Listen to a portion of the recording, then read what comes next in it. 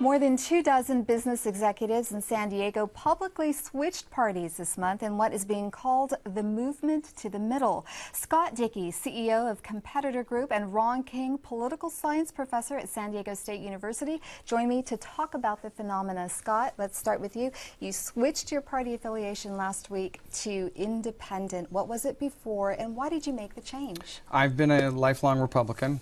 I made the decision following Nathan Fletcher's announcement and really being inspired by his bold move. I started talking about it socially among a number of my friends and colleagues, and we all felt very similarly about our dissatisfaction with the current political system and the divisive nature of the dogma and the rhetoric that comes out of both sides, Democratic and Republican. And I felt it was time really for me personally to make a statement and leave my party affiliation in favor of a direction that's going to be focused on progress and solutions.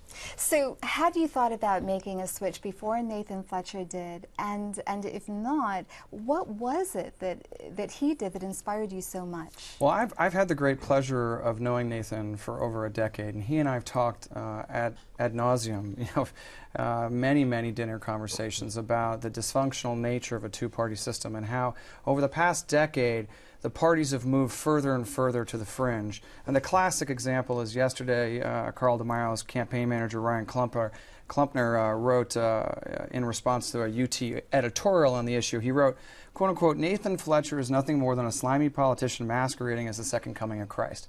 This is the reason why you have to leave the political system where it exists today, and you've got to come to the middle. This type of rhetoric, there's no place for it in politics. In my world, in business, you'd be shown the door, you'd be fired after an email like that. It's time we move away from this partisan rhetoric and get to the middle.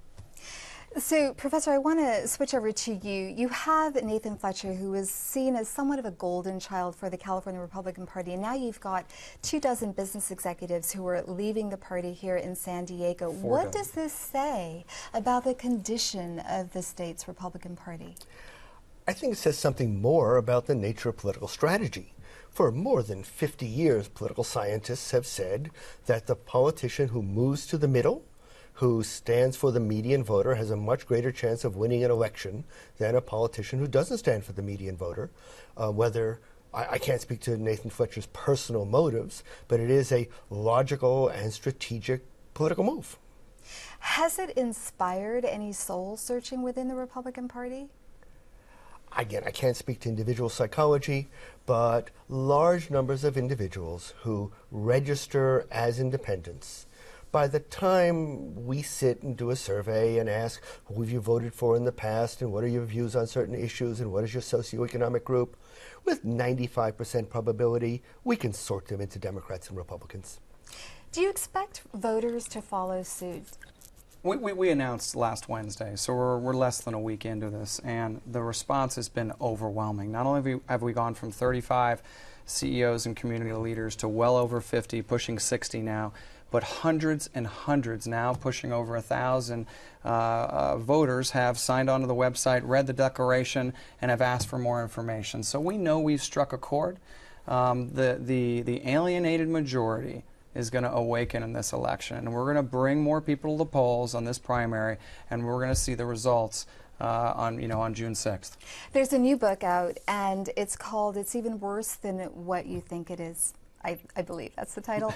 And in it, Thomas Mann of the Brookings Institution and Norm Ornstein of the American Enterprise Institute write that Congress is so dysfunctional now, and they blame the problem on the Republican Party. They call it the insurgent outlier. What do you think of that characterization? The data is strong, and the characterization you've just given is almost right. Both parties have moved away from the median, again, over the last 20 or so years, largely a function of districts that are non-competitive and the fact that the vast majority of people active in politics who give money or get involved in campaigns are to the extremes and not the middle. Statistically, the Republican Party has moved considerably away from the middle, more than the Democratic Party has. And so to that extent, the Ornstein-Mann data are correct. Okay, gentlemen, we'll have to wrap it there. Thank you for speaking to us today. Thank you so much.